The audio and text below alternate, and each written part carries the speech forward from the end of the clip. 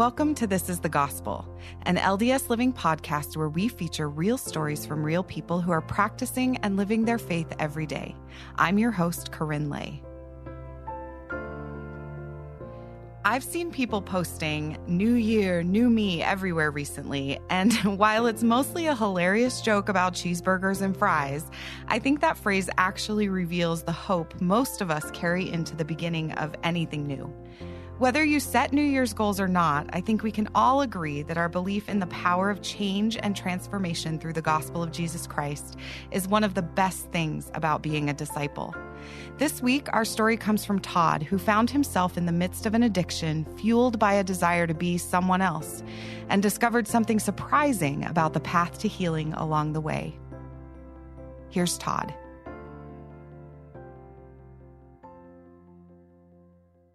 Unfortunately, when I was a young kid, got involved with drugs and alcohol.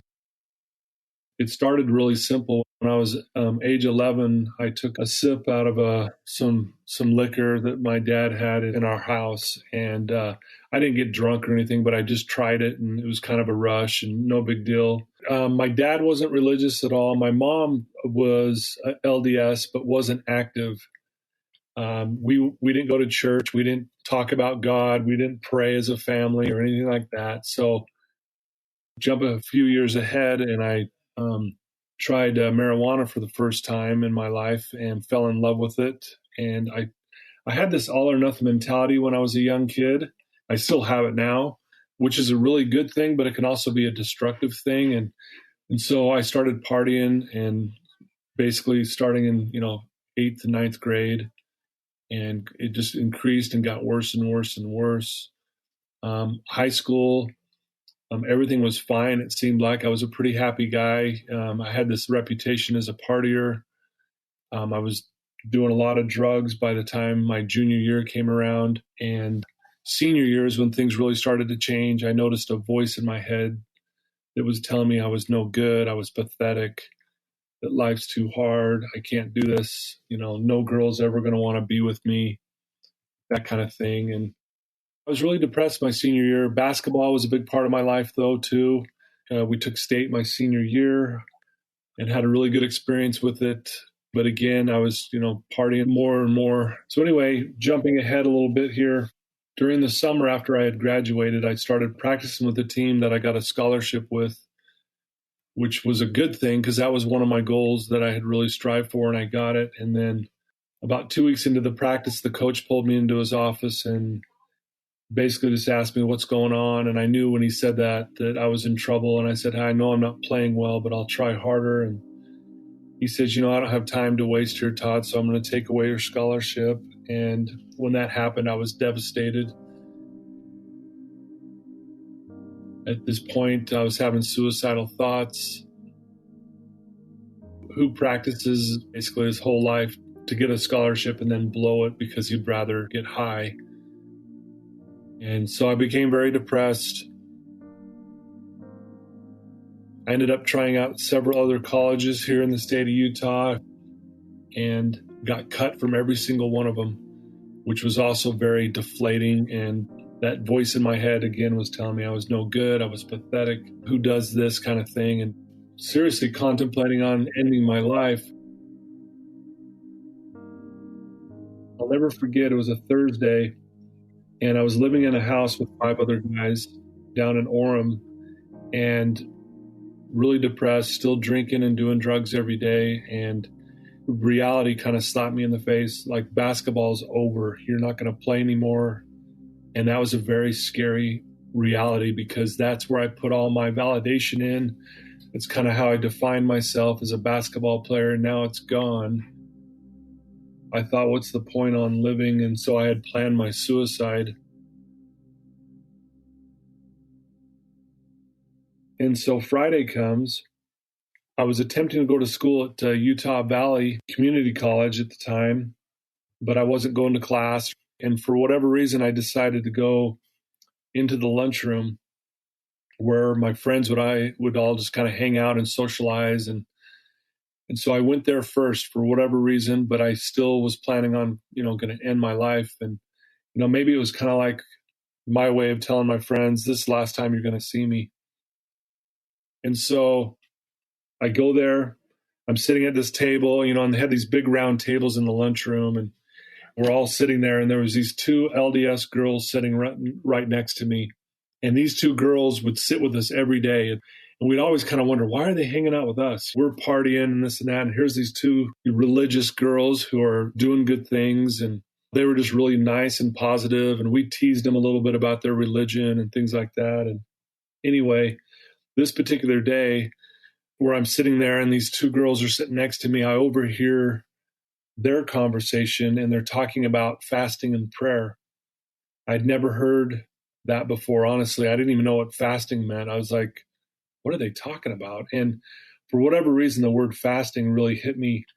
I wanted to know more about that. I'm like, what are they talking about? But I didn't dare say anything while we're sitting at the table because my friends were all there too, So they get up to go to class and I kind of follow these two girls for a minute and I'm kind of nervous to talk to them for some reason. But I finally just stopped them. I said, hey, were you guys just talking about fasting and prayer?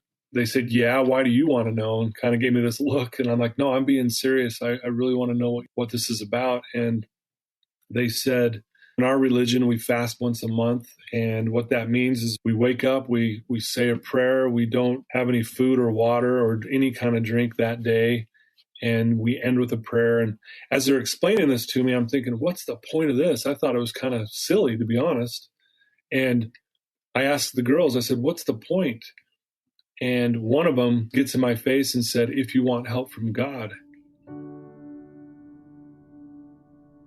And when she said that, man, that just hit me right in the face. And for the first time I could ever remember, I thought, is there a God and would God help me? And so I told him thanks and I walked away. And as I walked away, I thought, you know what? I'm going to give this a try. So instead of going home on the weekend and ending my life, I thought I'm going to give this one try and see what happens and see if this would work because I need help. The next day, which was that Saturday, I decided I was going to try this fasting and prayer. And the girls said, start with a prayer. And so I went and found this coat closet because I didn't want my roommates to see what I was doing. And I literally have to get on my knees because this closet's full of coats and it's really teeny. And I just asked God, I said, I'm going to do this fast and I need help. And that's all I said. That's exactly how I said it too. And then I think I made it till about noon or 1 o'clock without eating or drinking. I didn't do any drugs. I was really kind of grumpy, to be honest with you. And the girls told me, when you're done, end with a prayer. So I did just that. I got back in the closet and got on my knees and I just said, God, I did this fast and I need help and I hope that you'll send help. And when I ended, I thought, God's going to appear to me right now. I mean, if it's real, he's going to show up right now. These girls didn't explain to me that sometimes, prayers take time to get answered and they didn't go through any of that stuff. So I was really naive thinking, well, okay, I did this fast. I'm going to see some kind of a sign or God's going to show up. And nothing happened. And I was actually a little disappointed. And I ended up getting wasted again that night and continued having these suicidal thoughts and not wanting to be here. But this went back and forth for the next month. And then I get a call randomly from a friend of mine who I played basketball with. He was a good kid. He had gone on a mission. He was now back, married in the temple, doing good things. I get a random call from him, out of the blue. And he said, hey, Todd, where are you at these days? And I said, I'm down here in Orem. And he says, I am too. And he goes, I would really love to catch up with you. Would you be willing to come over to my apartment and talk with me? And I thought, yeah, sure. And when I hung up the phone, I thought, that's weird. I wonder why he's reached out to me. It was just kind of different. I wasn't expecting that. So I go over to this guy's house and he sits me down and we just start talking, kind of weather talk, just trying to catch up a little bit. And then Rich starts saying all these really good things about me, like, Todd, you're going to help so many people in your life and you're going to make a difference and an impact in children and adults. And he was just saying all these great things about me. And I thought, what is he talking about? And I actually felt really uncomfortable because at this time I wasn't living a good life. I was doing drugs, I was lying, I was cheating, I was stealing. And it was just really uncomfortable. And I finally just stopped and I said, I don't know why you're saying this, but I'm not in a good place. So I'd appreciate if you'd stop saying that.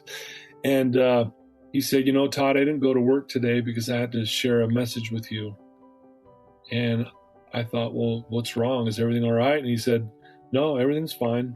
And I could tell he's nervous to say something. And so we're kind of sitting there in this awkward silence. And he takes this deep breath and looks me in the eye and he said, Todd, the Lord came to me last night and said, we need you on our side today. And when he had said those words, I was just filled with the love of God. I never felt a feeling like that before. It actually made me kind of scared because I had never felt such goodness. You know how your mind can rewind back to moments. It went back to when I was fasting in that closet and I said, hey, Rich, I fasted about a month ago asking for help. And he gets in my face and points at me and says, this is your help. Both of us, Rich and I, were both sitting there in silence, blown away. And I kept thinking to myself, did I just get an answer to a fast and prayer? It was an amazing experience that was changing in the sense that I didn't want to die anymore, but I was still struggling. Rich spent an hour on the phone after that conversation tracking down who my bishop would be. And I told him, I don't have a bishop. He goes, you do, you just don't know it. And so he tracked down this guy named Bishop Taylor and set me up an appointment for the next day. And I'm like, why do I need to go see this guy? And he said, you need to tell him everything you've been doing. And I'm like, there's no way I'm going to tell this guy everything I've been doing. I can't do that. Rich is one of those guys that will make you commit. He's like, you better promise me you're going to show up. And so I started meeting with this bishop. And my first interview with him, it was like the most amazing thing, but one of the scariest things I've ever done. I ended up spending 3 hours in this guy's office and I just unloaded on him everything that I'd been doing. I'm sitting there thinking, man, he's going to throw me out of his office. And he just kind of smiles and he says, okay, I got 4 things I want you to do. I'm like, okay, what's that? And he goes, can you say one prayer a day like you did when you were in that closet? I said, yeah, I think I could probably start doing that. Then he hands me a set of scriptures and he goes, have you ever read these before? And I said, nope, I've never read them. He goes, I want you to read one verse a day. And I didn't even know what a verse was. He actually literally had to open it up and go, here's a verse. And he goes, just read one of those a day. Can you do that? I go, yeah, I think I can do that. And then he says, I want to meet with you every week for 1 year. And I was like, there's no way I'm doing that. And he goes, we're going to take it a week at a time, but that's my plan. I want to meet with you once a week for a year. And then he said, I need you to be honest with me. And I said, well, I've just told you everything. I'm pretty sure I can do that. And I go, but what do you mean exactly? And he goes, when we meet every week, I need you to be honest. If you drank, if you did drugs, if you lied, if you cheated, if you stole, I just need you to tell me, just be upfront and honest. And I said, yeah, I can start doing that. I started meeting with him on a weekly basis. I ended up meeting with him close to 1.5 years, actually. But it took 8 months before I could look him in the eye and say, I made it 3 days clean this week. And he, again, was so patient and so understanding. He really was like my rehab. He was always encouraging me to be more spiritual and to connect with Heavenly Father, which I was trying to do, but I was still kind of struggling there. I was working still as a bartender, which is not a good idea for where I was at. And I would get change from the waiters and waitresses, and then anyone that sit at the bar, obviously get tips from them. And all the change I would get, I'd keep the change in the cup holders of my car. And it was pretty full. I tried to keep it pretty full because I use it as gas money or unfortunately sometimes buying drugs with it. Well, I was still struggling about this 8-month mark that I had with the bishop, 3 days clean. It was a Saturday, and it was a beautiful sunny day, and I was driving in my neighborhood, and I'm driving down the road here, and out of the corner of my eye, I see this little girl selling lemonade. No big deal. I just kind of look over and glance, and I just keep on driving. And then I have this impression come over me that said, turn around and give her all the money in your car. I thought, wow, that'd be really cool, because I had like $40 worth of quarters, nickels, and dimes in my car. I thought, wow, that'll be pretty cool to give her that money. She'll be blown away, right? And so I flipped my car around, rolled down my window. I asked this little girl how much. She said 25 cents. And I said, okay, I'll take one. So she pours it, hands it to me. I set it on my dashboard, and I tell her to cup her hands together. And I just start scooping all this money into her hands. And she's just blown away. She's like, thank you so much. And I'm like, hold on, I got more. And I just keep scooping all this money in her hands. And all of a sudden, when I'm done, she takes off into the house. And I'm thinking, she's going to go tell her parents some dude just gave her $1 million. As I pull away, I actually have to pull my car over and put my car in park. And I put my face in my hands and just sob. I cry like I've never cried before in my entire life. I call it a cleansing cry. I was crying so hard it feels like it was cleansing my soul. I mean, I felt good. I didn't want to use in that moment. To know that I could make an impact on a kid's life, it was so powerful. And I realized, man, not only can I make an impact in someone's life, but I just had this feeling that I was okay.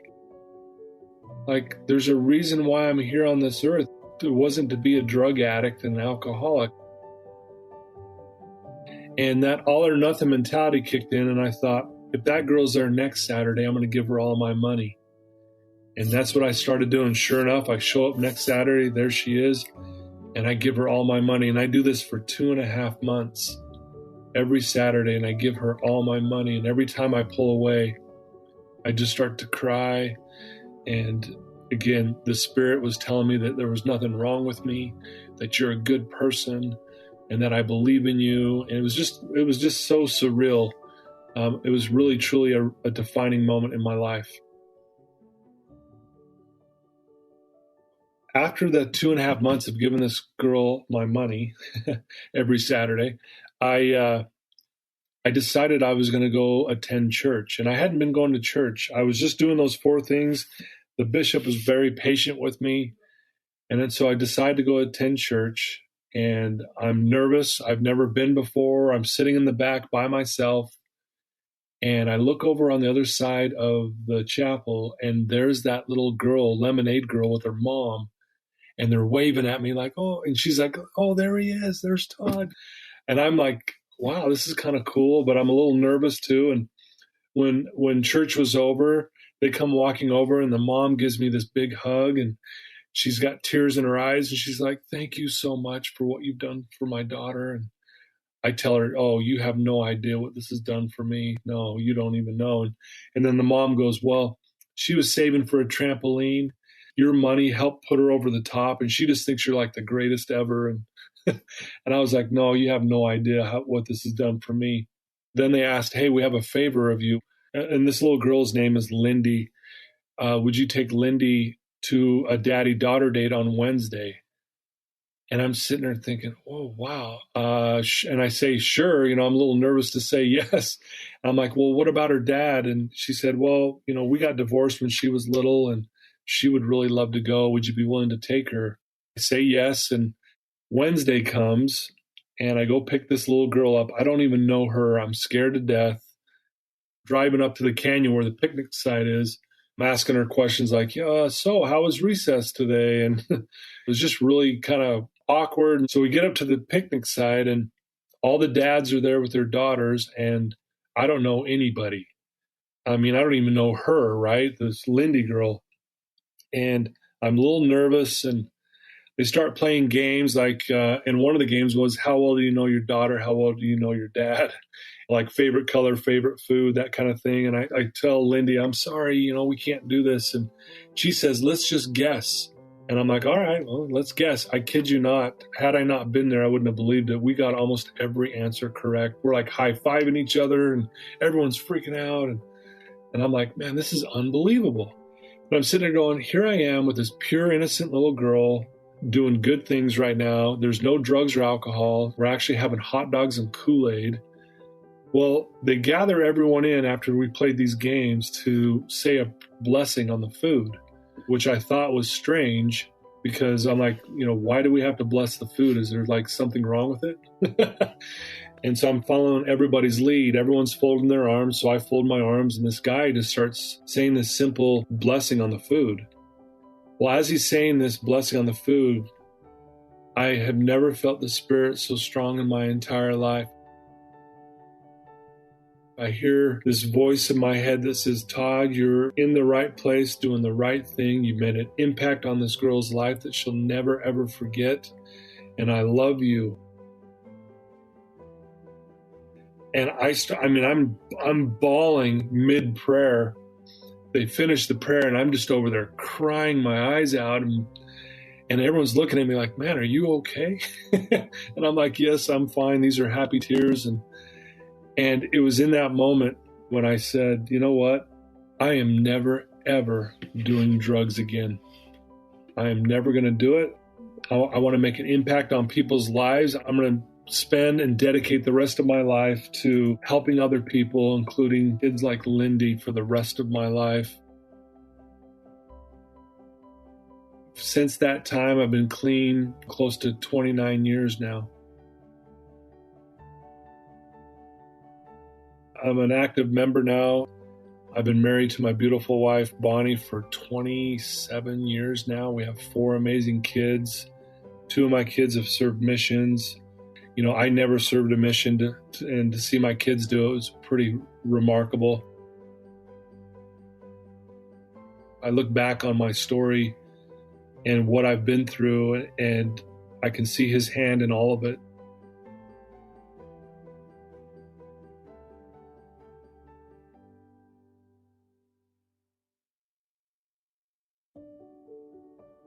The most common theme I continually get from our Father in heaven is that there's nothing wrong with me. The times when I still even sometimes struggle, that's the message I get from Him, is like, nothing to worry about, Todd, you're good. There's nothing wrong with you. Because I used to believe something was wrong with me. That's a reason why fueled my drinking and doing drugs, was that I thought something was wrong, and I tried to fit in and feel like I needed to be someone I wasn't. I think it's not about creating a new me. I think it's more about realizing who you really are. When we know who we are, it's the most freeing thing. When I say there's nothing wrong with me, I know I make mistakes, and I gotta be better and work on things, and that'll always be the case. But to my core, I'm good, I'm okay, just like I believe that about everybody.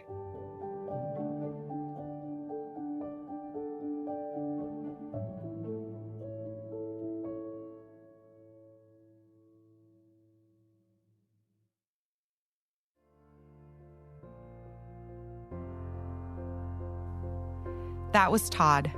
Today, Todd continues to give to his community as a motivational speaker, inspiring people to embrace who they are and accept their inherent worth right now. And isn't that the truth about those New Year's resolutions? True change requires us to love ourselves as we love God and trust that He's filling in the gaps of our efforts at every turn. So as we lean into our very worthy resolutions to do more yoga, eat less sugar, or hug our kids a little more, I hope we'll all find the deep grace that comes from putting our own new year, new me into the hands of a loving Father in heaven. Thank you to Todd for sharing his story, and thank you for joining us for this episode of This is the Gospel. If you have a story to share, call us at our pitch line, 515-519-6179, and leave us a message with a short synopsis of your story. And of course, be sure to check out past episodes at ldsliving.com/This is the Gospel. If you love the stories we've shared, rate us on Apple or anywhere you listen to your podcasts and tell your friends. It'll help more people find us. Have a great week.